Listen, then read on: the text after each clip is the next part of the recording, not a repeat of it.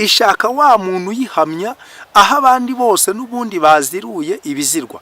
Abantu bakabona yuko inzoga kuyinywa ntacyo bitwaye, nyamara bari baririnze kuyinywa.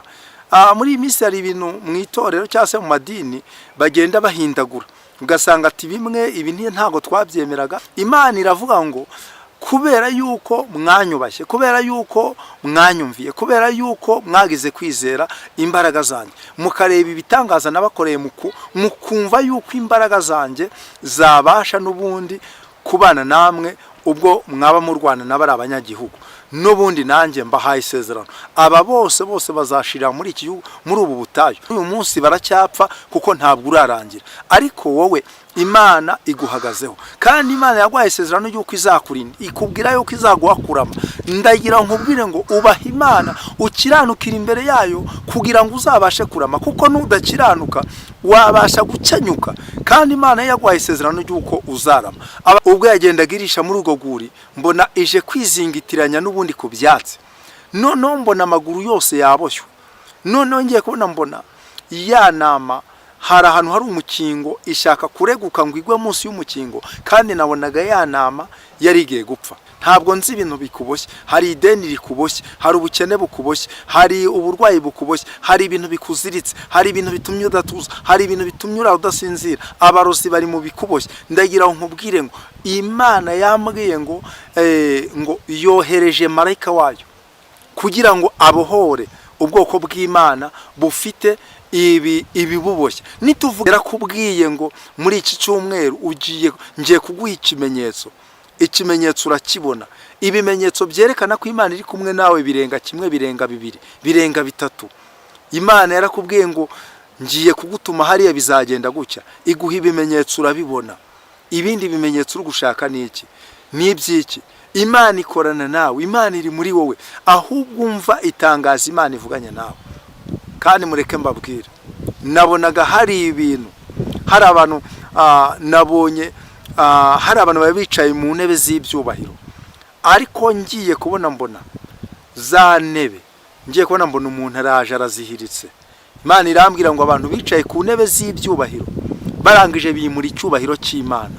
Imana irambwira ngo ubabwire ngo mbona mu bayobozi ba leta hari abantu bambuwe icyubahiro bari bafite, mbona mu bantu bafite icyubahiro cy'amafaranga, mbona nababwiye ubushije ko nabonye hari igihombo cyinjiye ku bantu benshi bafite business bakora, mbona bari bafite ibyubahiro by'uko bafite amafaranga, mbona amafaranga bashizeho, mbona babaye abakene, babaye abashomeri. Imana irambwira ngo kubera icyubahiro yabahaye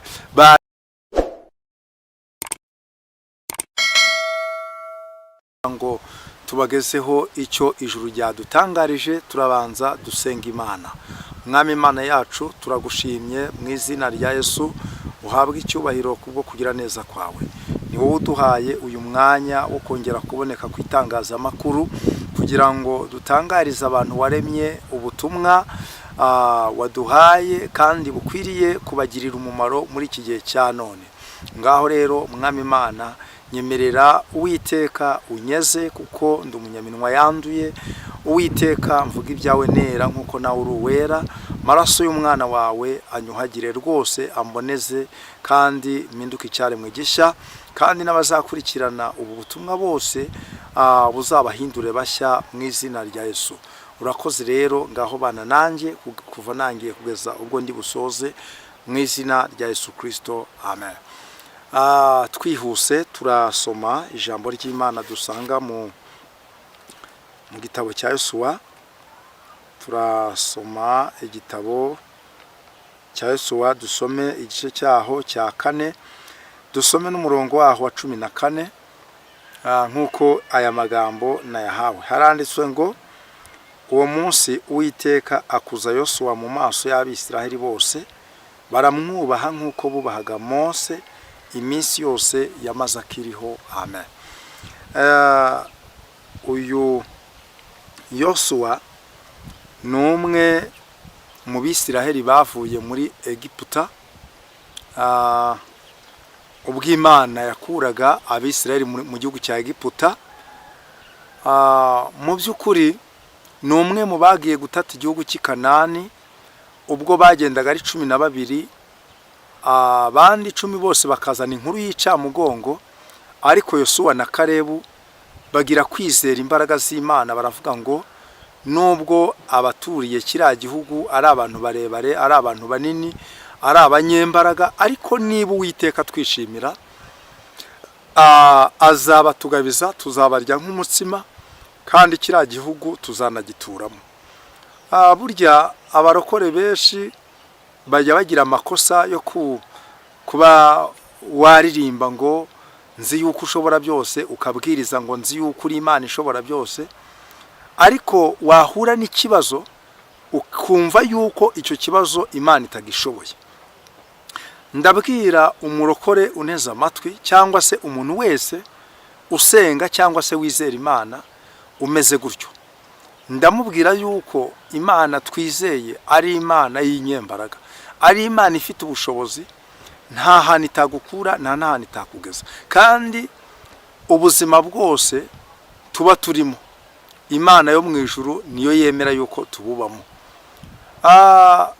Abaririmbyi bararirimbye baravuga ngo bamwe bararya bakabimena, ariko abandi bakaburara. Nyamara abo bose bari imbere y'Imana. Bamwe barambara, abandi bakambara imyenda ishaje cyangwa se bakabura icyo kwambara, nyamara bose bari imbere y'Imana. Ubwo nibwo bumana bwayo. Bamwe bari mu bitaro, abandi bari mu kazi kabo, bamwe barakize, abandi barakenye, nyamara bo bose Imana yacu nirobanura ku butoni, ahubwo Bibiliya iravuga ngo mu mahanga yose umuntu yubaha agakora ibyo gukiranuka, Imana iramwemera. Njya nkunda kubwira abantu ngo kimwe mu bintu bituma Imana ikora ibitangaza, igakora ikintu kidasanzwe, nuko tuba twubashye Imana.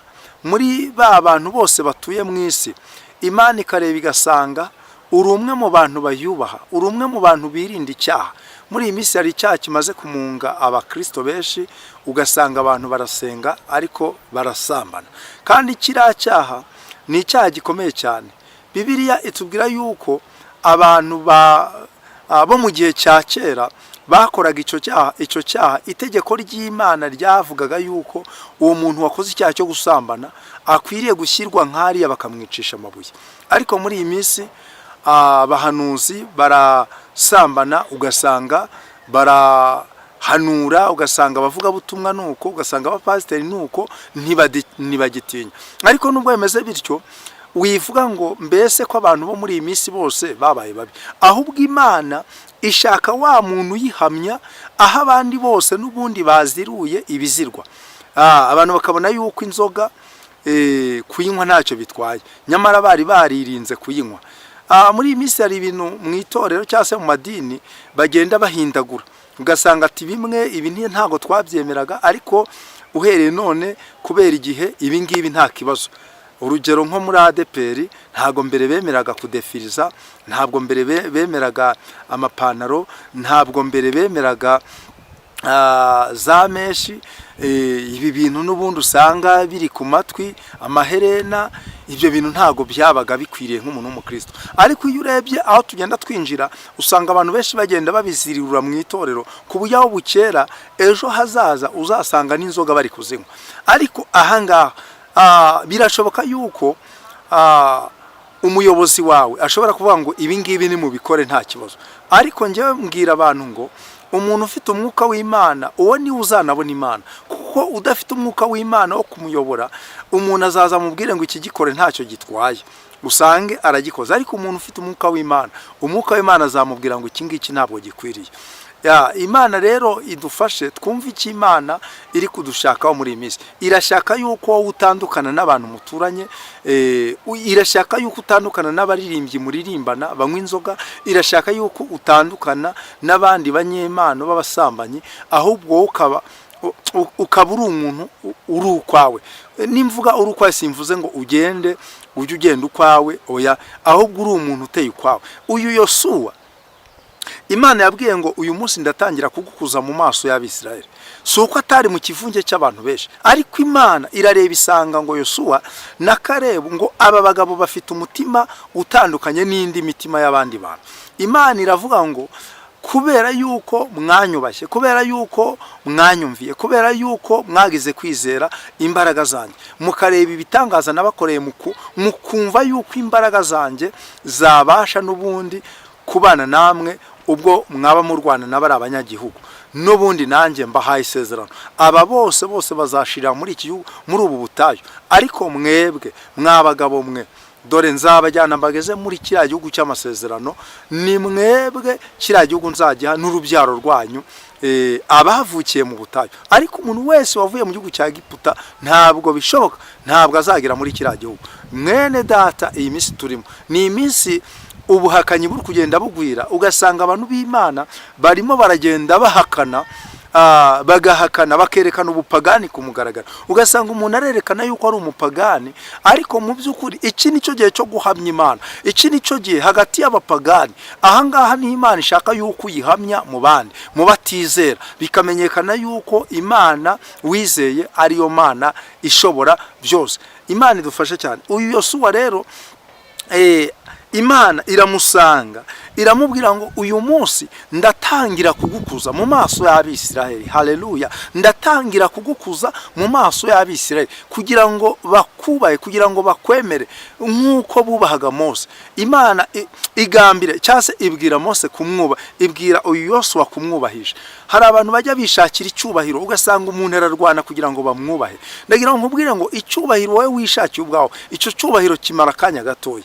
ariko iyi Imana iguhaye icyubahiro, icyo cyubahiro kiraramba, icyo cyubahiro kiba gifite agaciro, icyo cyubahiro ni ukuri. Iyi Imana iguhaye icyubahiro, amen, ikabiguhaye icyubahiro, nta muntu wakuvogera, kuko Imana yari yaguhaye icyo cyubahiro. Nuwaza kwitambika mu cyubahiro Imana yaguhaye, ahubwo yabizira. Niyo mpamvu Imana yo mu ijuru yavuze ngo n'umuntu uzabatunga urutoki azaba akoze mu mboni y'ijisho ry'Imana. Uriya muntu hari uko Imana yamugize, none wowe urashaka kugira ngo bihinduke. Abarokore benshi ndabazi mufite amasezerano yuko Imana izabaha icyubahiro, Imana izabagirira neza, ariko muri iyi minsi abarokore benshi bajyanywe kure n'icyitwa amasezerano. Mbonera kubabwira yuko kuba Imana ikubwiye ngo nzakugirira neza, iguhaye umurimo wo gutegereza iryo sezerano kandi ukiranuka imbere y'Imana. Hari abantu rero usanga bibitseho ngo Imana yavuganye natwe ko izatugirira neza, ariko ugasanga ntibatinya icyaha, ntibatinya amagambo apfuye, ntibatinya gushurashura, ntibatinya ibitari byo gutinywa, ugasanga barubahuka baragotomera ibyaha nk'abagotomera amazi. Ariko ndagira ngo nkubwire ngo iryo sezerano wizeye ntabwo bishoboka, nta hantu ryanyura, ahubwo wowe unteze amatwi, kiranukira imbere y'Imana, wirinde icyaha cyose, nibwo Imana izabana nawe. Ariko wowe Imana iguhagazeho, kandi Imana yaguhaye isezerano y'uko izakurinda, ikubwira yuko izaguhakurama. Ndagira nkubwire ngo ubaha Imana, ukiranukira imbere yayo kugira ngo uzabashe kurama, kuko nudakiranuka wabasha gukenyuka, kandi Imana yaguhaye isezerano y'uko uzarama. Abantu benshi bajya bibaza ngo ariko ngo kubera iki ngo Imana yaramubwiye ngo n'ubundi uzarama, uzamera gutya, none akaba apfuye. Uriya muntu upfuye yari afite amasezerano, harimo ibice bibiri, harimo ibice bibiri. Niyo mpamvu umurokore wese uneza amatwi ufite isezerano ry'Imana akwiriye kuba maso, akirinda ibyo abandi bari kugenderamo, wowe ukabyirinda.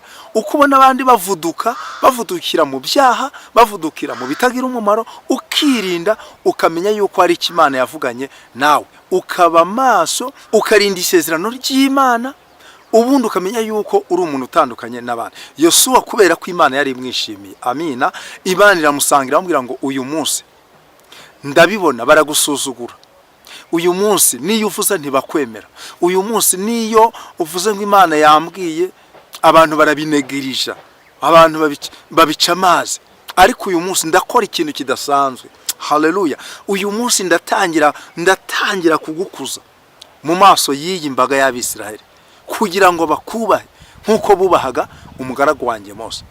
Kandi hari icyatumaga Mose bamwubaha, hari icyatumaga Mose bamutinya. None se wowe urasenga, uravuga ngo Imana ivugana nanjye, abantu barakubaha bashingiye kuki? Umva, abana bawe babafatiye mu bisheke by'abandi, babafatiye mu myumbati y'abandi, babafatiye mu bijumba by'abandi, mu kanya ngo Imana ngo yambwiye. Urumva ibyo bintu biragoye kugira ngo aba bantu babyakire. Uragenda uri kuguzaguza amafaranga hirya no hino ngo nyamuneka munguze 10,000, munguze 5, n'uyakugujiye kubera ubukene ukayabura. None se uragira ngo ako gaciro kava hehe? Uko kukubaha byava hehe? Niyo mpamvu ndimo nkubwira ngo hari icyo Imana ishaka gukora, hari icyo Imana ishaka gukora. Imana ijya kumubuta umwanyeretse inama yari iziritse mu rwuri, inama yari iziritse mu rwuri. Kandi mwibuke ko burya natwe turi inama za Kristo, kandi hari urwuri tuzirikiwemo. Uru rwuri tuzirikiwemo, hari umuririmbyi wavuze ngo nabonye umukunzi mwiza, yarankunze namuzi, ngo yafatishije umugozi ari urwo rukundo rwe, ngo urwo rukundo rwe ngo rwaneye kuba imbata ye, ngo ubu nduwe nawe n'uwanjye kugeza iteka ryose. Nukuvuga ngo rero urukundo rwa Kristo rwabaye ikiziriko cyadufatiye muri ibi bintu bye. Nukuvuga ngo iki kiziriko cyitwa urukundo rwa Kristo kitatuziritse twasambana nk'abandi, kitatuziritse twakwiba nk'abandi, kitatuziritse twakwica nk'abandi, kitatuziritse twaroga nk'abandi. Ariko kubera ko hari ikiziriko kituziritse, haleluya, niyo mpamvu ibyo abandi bakora twebwe turabitinya. Iyo tubona umuntu ari gusoma ari kunywa mitsingi, turavuga ngo biriya ntabwo bitureba. Iyo tubona abantu bari kugwana, turavuga ngo ibi ntibitureba, ahubwo twebwe tukirinda muri byose. Niyo mpamvu njya kugira ngo mvire iyerekwa y'inama, ngiye kubona mbona iyo nama ubwo yagendaga irisha muri urwo rwuri, mbona ije kwizingitiranya n'ubundi ku byatsi. Noneho mbona amaguru yose yaboshywe. Noneho ngiye kubona mbona ya nama hari ahantu hari umukingo ishaka kureguka ngo igwe munsi y'umukingo, kandi nabonaga ya nama yari igiye gupfa. Ariko ngiye kubona mbona uwo mwanya haje umuntu w'umugabo, uwo muntu w'umugabo ngiye kubona mbona ya nama arayibohoye. Ya nama gizute arayibohoye.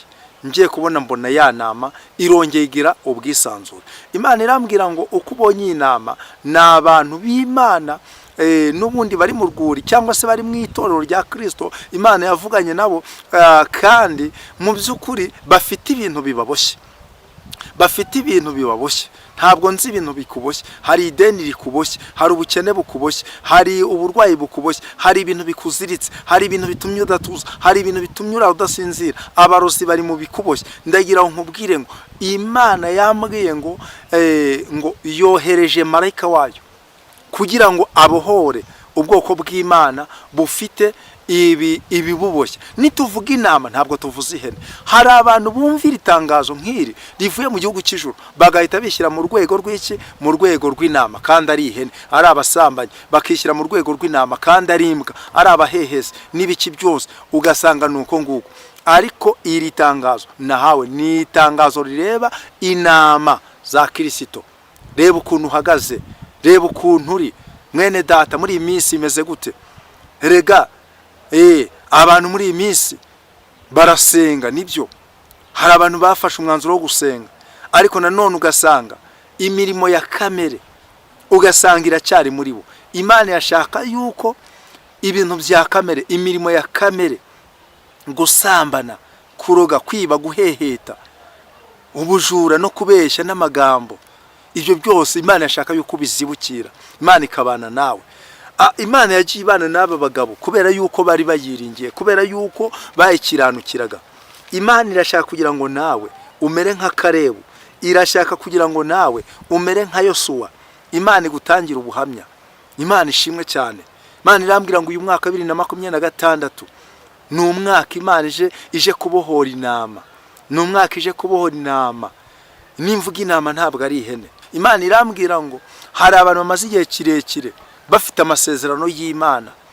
Imana irambwira ngo tangaza iri tangazo babwire ngo ni Imana ibahuje n'abantu bagiye gukemura ibibazo byabo. Imana yakubwiye isezerano y'uko izaguha kwiga, ariko none warugeza aho ubona ubushobozi bwawe burangiye.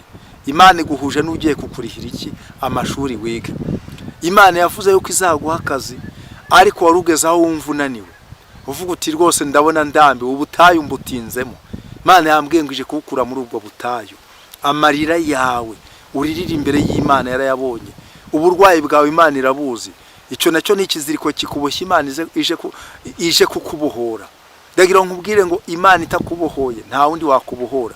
Mu muryango baragusuzugura, wabaye nk'igicibwa, wabaye iciro ry'imigani kubera yuko wizeye Kristo. Ariko umugabo wizeye ni uje kuguha ijambo, kandi ubwo agiye kuguha ijambo uzagira ijambo mu gihugu hagati, uzagira ijambo no hanze y'igihugu. Iyi Mana niyo itanga ijambo. Nabonye hari abantu bafite ijambo, hari abantu bafite ijambo.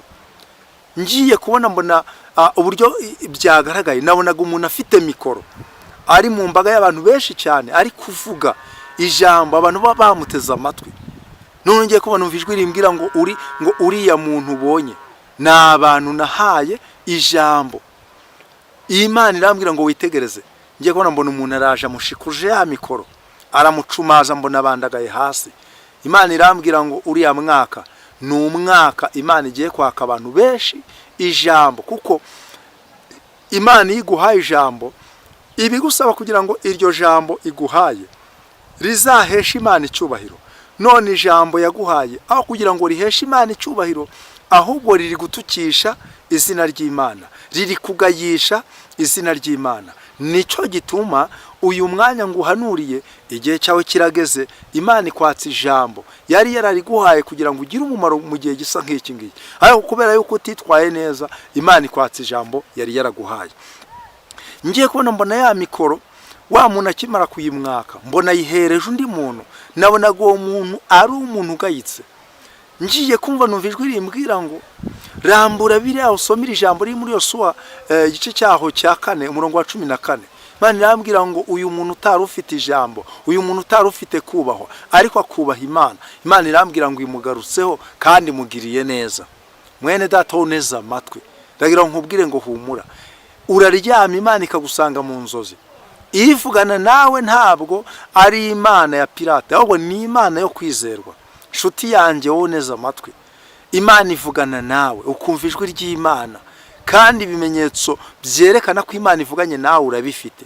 Ntabwo Imana ivugana nawe ari Imana y'injajwa. Yarakubwiye ngo muri iki cyumweru ngiye kuguha ikimenyetso. Ikimenyetso urakibona. Ibimenyetso byerekana ko Imana iri kumwe nawe birenga kimwe, birenga bibiri, birenga bitatu. Imana yarakubwiye ngo ngiye kugutuma hariya bizagenda gutya, iguha ibimenyetso urabibona. Ibindi bimenyetso uri gushaka ni iki? Ni ibyiki? Imana ikorana nawe, Imana iri muri wowe, ahubwo umva itangaza Imana ivuganye nawe. Nshuti yanjye, uyu mwanya warutinze cyane mu butayu, warutinze cyane mu mazu y'abandi, ariko ndagira nkubwire ngo hari Imana igiye gutanga ibyangombwa bya burundu. Ejo nazamutse umusozi muremure cyane muri iki gihugu cy'u Rwanda njya kwihererana n'Imana. Niwo musozi mu mateka numva muremure usumba iyindi misozi yose yo mu Rwanda. Ni umusozi uri mu karere ka Rubavu. Ariko ngiye kumva numva Imana irambwiye ngo utangariza abantu yuko Imana igiye gutanga ibyangombwa bya burundu ku bayubashye. Ese wowe wasenze Imana ukareba yuko uriya mwaka utazarangira Imana iguhaye icyangombwa cya burundu? Imana yavuganye nawe ko izagutuza mu mujyi wa Kigali, ikaguhera y'umugisha. Uragira ngo Imana yarakubeshye? Nubwo uri kureba ugasanga muri iyi minsi hari ibintu bitari gusobanuka, ukibaza ngo none se Imana niwe wavuganye nanjye. Ariko rero nkubwire ngo kuko utatambikire ngo ujye kure y'Imana, Imana yavuganye nawe. Kandi mureke mbabwire, nabonaga hari ibintu, hari abantu nabonye hari abantu babicaye mu ntebe z'ibyubahiro, ariko ngiye kubona mbona za ntebe, ngiye kubona mbona umuntu araje arazihiritse. Imana irambwira ngo abantu bicaye ku ntebe z'ibyubahiro barangije bimura icyubahiro cy'Imana. Imana irambwira ngo ubabwire ngo icyubahiro cy'Imana ntabwo izagiha undi, ngo nicyo gituma bari abantu Imana ibambuye icyubahiro. Nabonye mu bayobozi b'amadini hari abantu bambuwe icyubahiro bari bafite. Mbona mu bayobozi ba leta hari abantu bambuwe icyubahiro bari bafite. Mbona mu bantu bafite icyubahiro cy'amafaranga. Mbona nababwiye ubushije ko nabonye hari igihombo cyinjiye ku bantu benshi bafite ama business bakora. Mbona bari bafite ibyubahiro by'uko bafite amafaranga. Mbona amafaranga bashizeho, mbona babaye abakene, babaye abashomeri. Imana irambwira ngo kubera icyubahiro yabahaye barangiza n'ubundi bakagayisha izina ry'Imana, ngo nicyo gituma ibambuye icyubahiro ikagihereza abandi bantu, ba bandi bagahitsa wa undi wasuzuguraga. Imana idufashe cyane. Nabonaga uwo wasuzuguraga abaye umuyobozi wawe, akakubwira ngo icara hari ukahicara, akakubwira ngo kora icyo ukagikora. Imana idufashe cyane. Mwene data, wowe uneza amatwi, uyu mwanya wumvisha ubu butumwa, kimara kumva ubutumwa, nukuri turabwira abantu, erega iyo tubabwira ibi ngibi, Imana yaduhaye isezerano yuko izaduha ubugingo buhoraho, ariko ubugingo buhoraho ntago twabwizera Imana itabanye natwe hano muri iyi si ngo ikorane natwe. Paulo yaranditse ijambo nyankunda, aravuga ngo bene data, ubwo dukorana nayo turabinginga, haleluya, ngo mudaherwa ubuntu bw'Imana gupfa ubusa. Ubwo dukorana nayo, iyi Mana tubabwira ntabwo ari Imana dusoma mu bitabo, ahubwo ni Imana dukorana nayo. Imana ikatubwira ati umwana akarwara ukamuvuza bikanga, Imana ikakubwira ngo ndamukijije, ukabona umwana arakize, Imana iramukijije. Nuko nguko Imana ikora. Imana ikakubwira ngo nzaguha umuryango. Ndabyibuka hari igihe Imana yigeze, hari igihe n'ubundi twabayemo mu buzima kubera ubutayu, abantu baducikaho pe, abantu baducikaho, ariko Imana irasanga ndi gusenga, irambwira ngo nzaguha ababyeyi, nzaguha bashiki bawe, nzaguha bakuru bawe, nzaguha inshuti, nzaguha umuryango. Ndashima Imana ko nta jambo Imana ivuga ngo rihere. Haleluya. Ibyo yagiye ivugana natwe, yagiye irabikora, n'ibyo itarakora turizera yuko izagira ute, izabikora. Imana yacu nishimwe cyane. Turashima Imana, dufite abantu badusengera, dufite abantu n'ubundi batuba bugufi, bamenye uko tubayeho mu gihe wenda imiryango ibasha kudutererana nimenye nuko tubayeho. Ariko data wa twese turamushimira. Ahanga yo mageze ndavuga ngo nahabwe icyubahiro. Mu mazina yose nta rindi zina rimeze nk'iryo, kubera yuko ni ubasha kuguhuza n'umuntu, ubasha n'ubundi kuguhindurira amateka. Umaze igihe uri gusenga ngo Mana wambari ukama n'igishoro cy'ibihumbi 30, nibura nkareba yuko nacuruza n'inyanya, wabuze aho wabikura. Ariko senga Imana uyibwire ngo Mana ndashaka yuko uyu mwaka tugiye kwinjiramo umuza n'umuntu muzima. Arega Imana itaguhuje n'umuntu wo kugusayidira, wazatagangarira mu butayu. Ariko hari Imana igiduhuza n'umuntu ubasha kubwira icyifuzo cyangwa se cyawe, cyangwa se utanakimubwiye, akabasha kujya mu mwuka akamenya ngo nyamara uriya muntu abuze ibyo kurya, nyamara uriya muntu abuze igitenge cyo kwambara, nyamara uriya muntu akeneye inzu, nyamara uriya muntu akeneye imodoka, nyamara uriya muntu abana be bakeneye kwiga, utanabimubwiye. Son pile voshi se fine contre. Ariko Mana ndagukunda. Nukuri Imana ikagenda ikagera ku mutima w'uwo muntu. Hariho igihe umuntu aba yiganyira, hari kuri akavuga ati Mana ndabona ubuzima bimeze nabi, ariko kubera ko Imana yavuze ngo nzaguhuza n'abantu bazima, wayakona ukabona niba ari ukwibaza ngo mbese Mana ko ngiye mu murimo wawe itike ndayikura he.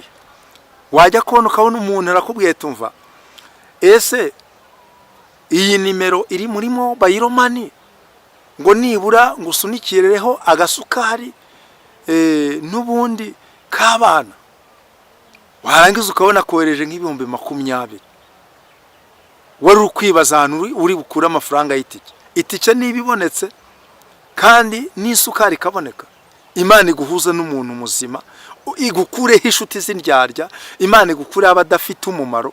Dufite abantu badusiteresa mu buzima, ukagendana n'umuntu ngo ni inshuti, aho kugira ngo agusengere, aho kugira ngo n'ubundi niba waye mu buzima bugoye, nibura gusabira, aho kumva ari kugusebya, ari kugukwiza rubanda. Imana igukureho inshuti z'indyarya nk'izo ngizo, Imana iguhuza n'umuntu muzima ubasha kumenya ikibazo ufite, ubasha kubabazwa n'ikibazo kikugoye, ubasha n'ubundi kujya imbere y'Imana akagusengera ngo iguhindure amateka. Imana igukureho n'inshuti zazindi zigira ishyari, wa wundi ubona wafunukuye igitenge kizima, wafunukuye ikote rizima, ishyari rikamurya akarara adasinziye, uwo muntu Imana ijye ibabakuraho, abo nibo bavamwo abarozi. Imana ibahuze n'abantu bazima, Imana igufashe, Imana ikugire neza. Uyu mwanya nawe ukeneye kugendererwa n'Imana. Yabwiye Yosuwa ngo uyu munsi ndatangira kugukuza. Senga Imana, Imana igukure mu cyiciri wari urimo igushyire mu kindi cyiciri. Kandi uyu mwaka tugiye kwinjiramo, Imana izaguhindurira amateka. Nyemerera dusenga Imana. Ngiye kugusengera Imana, wowe uneze amatwi, waba urwaye, waba ufite ikibazo, uri mu ntambara, akazi warakabonye ariko karimo intambara. Mu by'ukuri isezerano ryarasohoye ariko uburwayi burahari. Amasezerano Imana yaguhinduriye amateka ariko abana bakunaniye. Ngiye kugusengera Imana igufashe utangirana umwaka n'ibyiza rwose. Nshuti yanjye, Imana ikugereho, ikora iby'imbaraga mu izina rya Yesu. Mana Data wa twese uri mu ijuru, izina ryawe niryubahwe, ubwami bwawe nibuze, ibyo ushaka bibeho nk'uko bibaho mu ijuru. Tugufitiye icyizere, ubwo abandi baba bakina komedi ariko twebwe tuba tuvuga gukomera kwawe. Ubwo abandi baba bakina komedi ariko twebwe tuba tuvuga kwera kwawe. Mana, ibi ntabwo tubikora kugira ngo dukunde tubone indamu, ahubwo tubikora kubw'umuhamagaro waduhamagariye kugira ngo twamamaze, twogeze icyubahiro cyawe. Uyu mwanya rero Mana, ndasengera abantu bawe nk'uko wanyeretse iriya nama iboshywe. Abantu bawe baboshywe ni benshi. Uyu mwanya iri sengesho niribagereho aho bari hose, ari abari muri iki gihugu cy'u Rwanda n'abari mu bindi bihugu. Umuntu wese wizeye izina ryawe, ufite ikimuboshye, umubohore Mana. Abarwayi ubabohore, uburwayi bukire. Abakene ubakenure Mwami Mana, bashira ubukene. Abafite intambara, yaba aho batuye, yaba mu kazi bakora, abo bose ubarwanirire. Abafite indwara zitajya zikira, Mana werekane gukomera kwawe, ariko bakize bimenyekane ko ari wowe Mana. Ba bandi basuzugurwa kandi bubaha izina ryawe, ubakure ku ntebe y'igisuzuguriro nk'uko wamunyeretse. Hari abantu bari kwakwa mikoro zigahabwa abandi. Mana, hari abantu bawe batinze mu butayu, ubakure mu butayu bw'igisuzuguriro, ubutayu bw'ubukene, ubutayu bw'amadeni, ubutayu bwo gupfusha, ubutayu bwo kubura urubyaro, ubutayu bwo kwangwa. Ubu butayu mu izina rya Yesu ndasenze kugira ngo ubushyireho iherezo kandi bimenyekane yuko ubwoko bwawe twizeye Imana ikomeye. Uyu mwanya iri sengesho senze rihuze, rikonegite abantu bawe n'abandi, rifata abanyarwanda bari mu buzima bubi, ribakonegite n'abandi bari muri Amerika, ribakonegite n'abandi bari i Burayi, ribakonegite n'abantu babagirira umumaro. Ijuru ryawe niyo ribasha kudukonegita n'abantu bazima. Haleluya. Uyu mwanya duhuze n'abantu bazima bumva ibyifuzo byacu kandi babazwa n'ibibazo dufite. Abantu babasha kudushyigikira, umurimo wawe ukarushaho kujya imbere. Abo ngabo mu izina rya Yesu uduhuze n'abameze gutyo. Uyu mwaka wa 2026 tugiye kwinjiramo uzaduhindura amateka. Abazatunga ibyangombwa by'ubutaka, wanyeretse hari abantu bari gutunga ibyangombwa bya burundu by'ubutaka, natwe tuzabonekemo. Abakubaha bazabonekemo. Kandi Nyiringabo Imana, uzakure benshi mu bupangayi, ubashyire mu nzu zabo kugira ngo izina ryawe rizarushaho kwamamara. Urakoze Mana, wadusezeranyije ubugingo buhoraho. Mwami, ndasenze kugira ngo uzadufashe amazina yacu ntazasibame mu gitabo cy'ubugingo, kandi Uwiteka uzaturinde gukora ibyaha iby'uburyo bwose byatuma izina ryawe ritukwa ku bwacu, byatuma utatwishimira, ahubwo tuzakubahishe mu mahanga yose aho dushoboye. Mwami Imana, gukora umurimo wawe uzatugirire neza, bizamenyekane yuko uri intwari, uri Imana ikomeye, ari wowe ushobora byose, ari wowe ukura ku cyavu, ari wowe ubohora imbohe, ari wowe ufasha abatifashije, kandi abadafite shinge na rugero ukabagirira neza, ukabase wifubye. Urakoze Mwami, kumvishe gusenga kwanjye. Mana Adonayi, nukuri nyemerera abazagushimura mwaka bazabebeshe, kandi Uwiteka wowe utarobanura ku butoni, uziyereke intore zawe zigutakira ku manywa na nijoro. Niko ngusabye mu izina ry'Umwami wacu Yesu Kristo. Amen. Amen. Imana yo mu ijuru ibahe umugisha. Shalom, shalom.